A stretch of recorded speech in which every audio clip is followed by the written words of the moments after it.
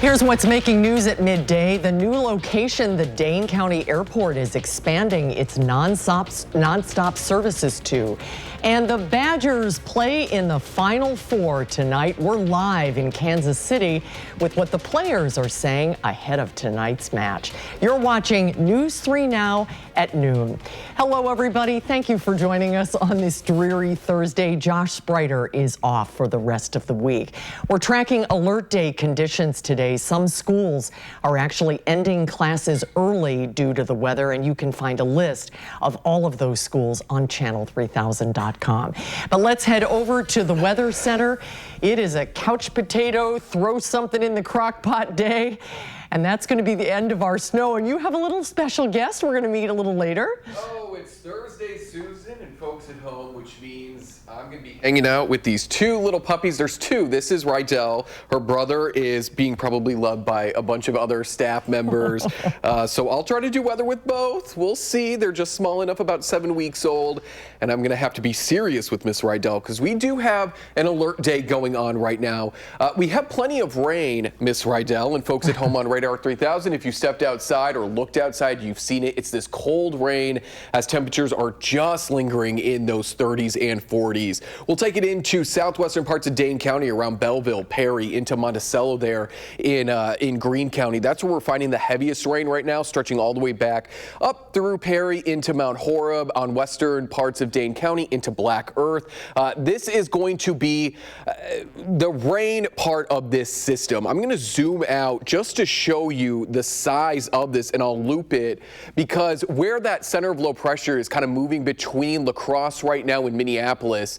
So we still have a lot of life left with this. And the reason why we have an alert day is because when the temperatures do drop, and they will by later this afternoon and very quickly, we're going to be dealing with a flash freeze overnight, and before that, some snow. And we could be dealing with some snow squalls, which are just an intense kind of short burst of some heavy snow. So future track, taking us through the noon hour here. We're looking at temperatures in the 40s. Thank you for the little kiss, Miss Rydell. And then as we head into the afternoon, temperature or later tonight into those overnight lows, we're dipping into those single digits, and we're dealing with that snow. So we'll talk more in depth about the second half of this system, and maybe I'll have 2 dogs instead of 1 in the full forecast. She's teething, I think, so I don't know if the suit is going to make it. Thank you, Blaze. Good girl, Rydell. Breaking news this noon hour. The Dane County Regional Airport will start daily nonstop service to Boston next year. Tickets go on sale December 22nd, and trips begin June 18th. The new service will take passengers directly to Boston's Logan Airport through American Airlines. Milwaukee County Judge Hannah Dugan is not taking the stand today in her obstruction trial.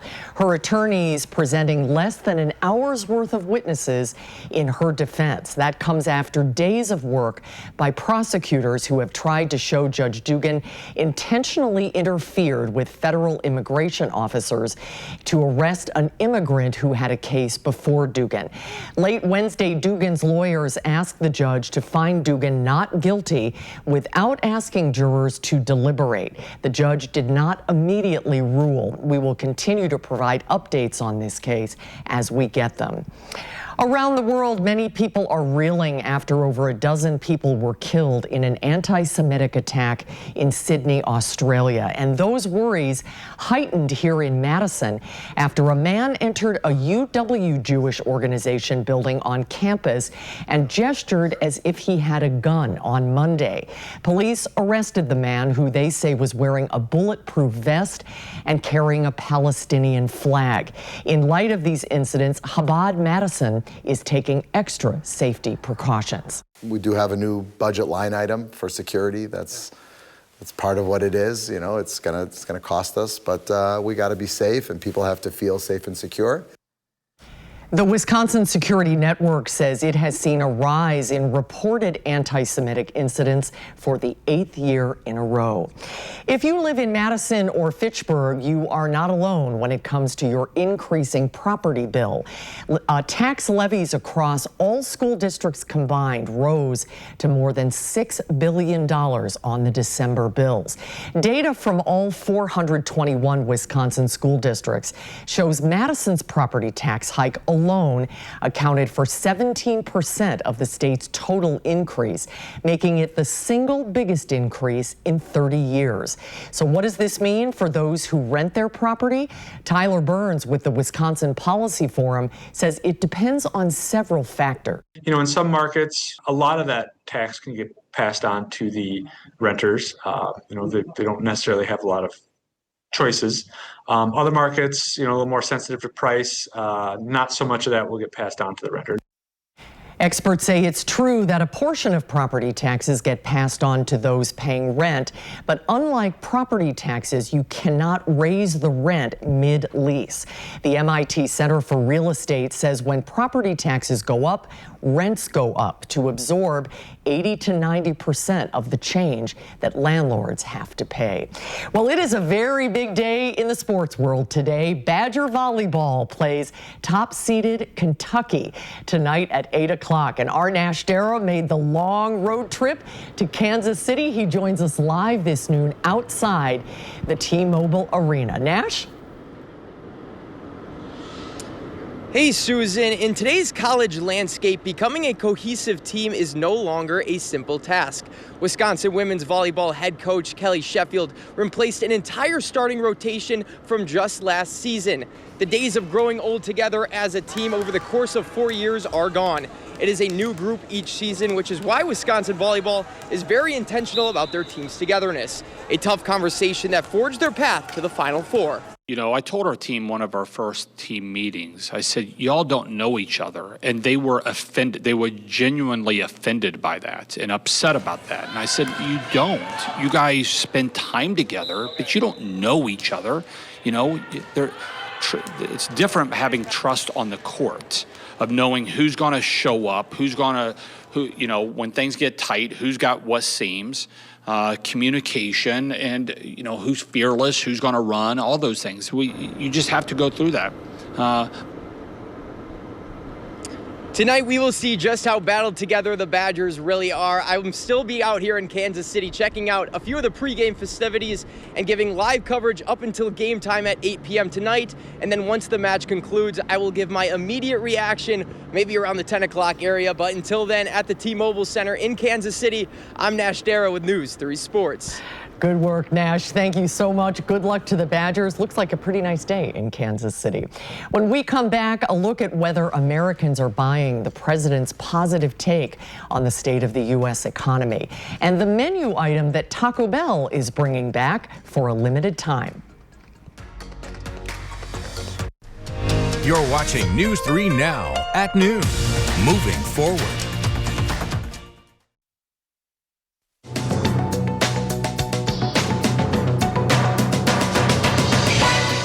In a primetime speech, President Trump said his administration will pay some members of the military a warrior dividend of $1,776 while touting his work on the economy. But it comes as a new CBS News poll shows a majority of Americans have a dim view of the economy right now. In fact, 63% say the condition of the U.S. economy is bad. That view is also affecting how many people plan for the holidays. More than half of Americans polled say the things they buy for the holidays are somewhat or very difficult to afford. More than 40% of respondents say they plan to buy fewer gifts and spend less on travel this year. A Grinch-themed pair of Nike sneakers, worn and signed by the late NBA great Kobe Bryant, are expected to net a lot of green at auction. Bryant wore the sneakers in a Christmas Day game against the Miami Heat back in 2010. Digital auction house Jupiter expects the bright green Nikes to sell for more than $10 million. The shoes are currently on display at Cannon Collectibles in Beverly Hills through Friday. And starting today, Taco Bell is bringing back the quesarito for a limited time at locations nationwide. The fan favorite hits the menu at just under $5, but the first 30,000 Taco Bell Rewards members can get one for just $1 on December 23rd in a special drop at 2 p.m. Pacific time. That's your CBS News Money Watch report. For more, log on to cbsmoneywatch.com. At the CBS Broadcast Center, I'm Jesse Mitchell. Thank you, Jesse. Let's check stocks at midday. Green across the board. The Dow is up 166 points. The Nasdaq is up 388, and the S&P 500 up 69. We'll check in with Pam Yankee when we come back, and Blaze and what's her name? Rydell are watching the forecast. And then later this afternoon on Live at 4, Josh Spreiter has 3 things for you and your family to do this weekend in the 608.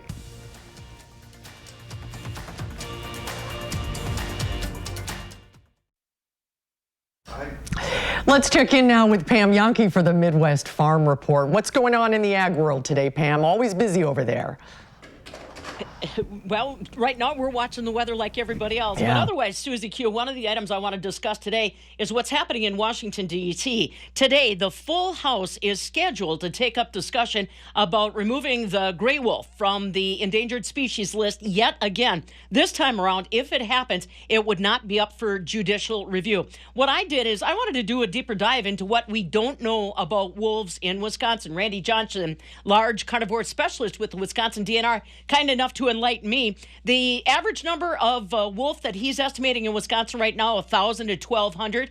Most of them are still in the Northwoods, but some have moved more into the central portion of Wisconsin where there's still plenty of woods. He said the average female weighs probably about 60 pounds. The male wolf probably between 80 and 90 pounds. But he said they are an active machine. They have jaw strength that's strong enough to break femurs, and that helps them with their hunt. They also cover a wide geographic area. A pack, which could be anywhere from 3 to 6 members, will generally cover 50 to 60 square miles when defended every day. And that means those wolves are moving about 3 to 6 miles a day to defend that turf. That's another reason why Randy says people may see them more in northern Wisconsin especially. I asked him why we've seen more reports on depredation a little farther south. I always think Highway 29 in north, but we've seen now reports showing up in Jackson County, Oneida County. And Randy said, well, sometimes it's because something changes. Maybe a farmer opens up a new pasture area. Well, that can be attractive. Leaving a dead carcass around, that can be something else that draws wolves in. He said sometimes it's just a single wolf that doesn't have a pack, is looking for a home that might be traipsing a little bit farther south. He also said the other reason why they're getting a lot more reports, people are familiar with the system now. They know what they're looking for. They know what to do. And he said they are monitoring that wolf depredation hotline 24 hours a day. They will respond with both state officials, federal officials, and now they're tracking them in the winter to see the movement of the wolves, and that involves some volunteers as well. If you want to hear more about what you don't know about Wisconsin wolves, pop on over to my podcast at MidwestFarmReport.com. Great conversation with Randy. He's just a wealth of information. Market-wise today, what can I tell you? Not so much wealth in the marketplace. Last time I glanced over, wheat and corn seem to be holding on today, but soybeans continue to be lackluster. One item for farmers that have not yet verified their 2025 acreage with USDA. Tomorrow is your deadline. You need to do that. Non-negotiable. If you don't file that acreage verification, you will not be able to apply for the Farmer Bridge Assistance Program that was recently announced. Susie Q, today barrel cheese stands still. 40-pound block cheese down 3 at 136 3/4. Double A butter down 2 3/4 cents. 144 pound down. I'm afraid that's where our temperatures might be going later this afternoon too. That's right. Hang in there. Stay dry, Pam. Good to see you. You too. And speaking of the weather, let's head over to Blaze and Rydell. The rain continues to fall this year. Yes, it does. It does. We've got alert day conditions expected later this afternoon as our temperatures drop. And we're going to take a look at just how cold it is going to feel and get as we wake up on Friday. Much different than where we have been throughout the afternoon. So let's take a look at what is going on. Right now, we're dealing with some rain, light to moderate. If you've been outside, you have seen the light rain falling. It will eventually turn over to snow, starting here at about the mid-afternoon from northwest to southeast as northwesterly winds take on over. And through about midnight, if not through 9 a.m. on your Friday, we're going to be dealing with the greatest impacts, which is going to be that snow squall threat, some flash freeze threats as well, some flurries, all because temperatures are essentially just going to come crashing down out of the 40s where we're at right now to the teens with wind chill values below 0. So future track taking us through the noon hour into about 2-3 o'clock. We're at 4 right now on future track. We're starting to say goodbye to the warm temperatures, starting to get below freezing from, I would say, Dane County back north and west. Noticing that there's 30s and 20s popping up. This is when we'll start to see that snow come across parts of especially western Wisconsin. This is also when we'll likely be dealing with potentially some of these snow squalls marked here by these dark blue lines. This is when it's an intense kind of short burst of heavy snow that may really quickly reduce visibility. If you're on the road, please be careful. You may just want to slow down and pull off to the side until that snow squall moves on through. And of course, those alerts will be brought to you on your phone. So just make sure that you have the First Warn Weather app with you as well. Take a look at where our temperatures are going to be at come Friday morning. We're down from 40 to the single digits in some spots. So we are very quickly moving out a warm, moist air mass, which is currently overhead, and trading it with a very cool one as well. Here's a timeline of when that snow will eventually start to fall here across southern Wisconsin.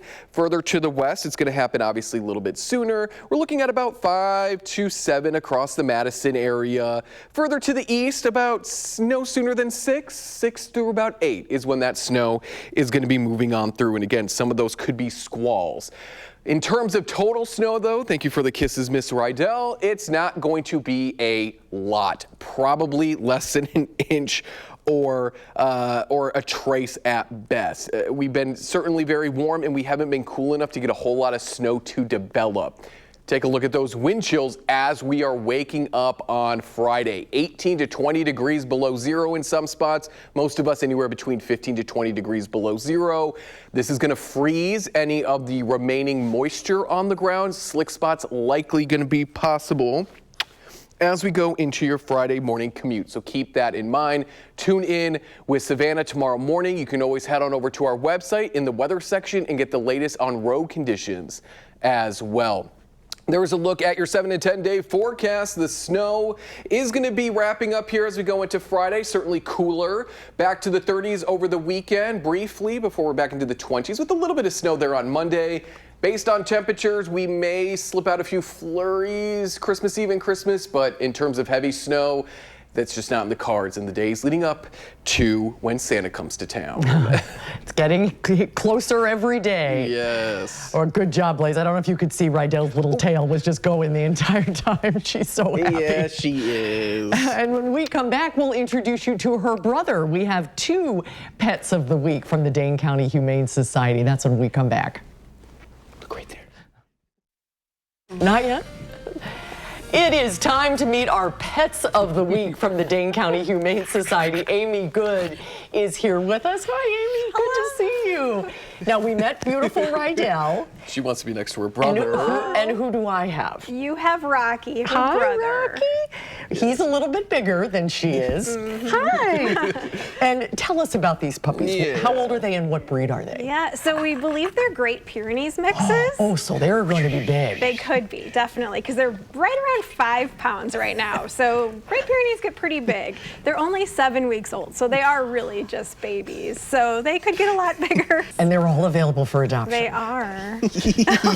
When adopting a puppy, you know, what do families need to know, like the commitment wise? Because it's not just, oh, here's a cute puppy. It's going to obviously become a dog. So what would a family who maybe would want to adopt Rocky or Rydell or the other members of the litter kind of need to know about the commitment? Yeah, so obviously puppies need house training, and that is a bit of work. You're going to be going outside quite a bit as you're trying to get them used to all of that. And also just a lot of socialization. In those early puppy months, you really need to be thinking about socializing with other people, other dogs, other pets, just getting them used to the world when they're still puppies and everything's kind of new. So, and how do you feel about people getting a puppy as like a Christmas present? So actually, a lot of people do add animals to their homes for the holidays. And if done correctly, it can be a really positive experience. Yeah. As you said, just know what you're getting into. Yes, because they are cute now. Where's the camera? Camera 6. They're cute now, but obviously they're going to get bigger, and they are going to be obviously needing different things throughout their life. So you're buying not just a puppy, but a family member, essentially. Right. Yeah. And, you know, sometimes people are home a lot more during the holidays, so it might be a really great time to get an animal acclimated to your home.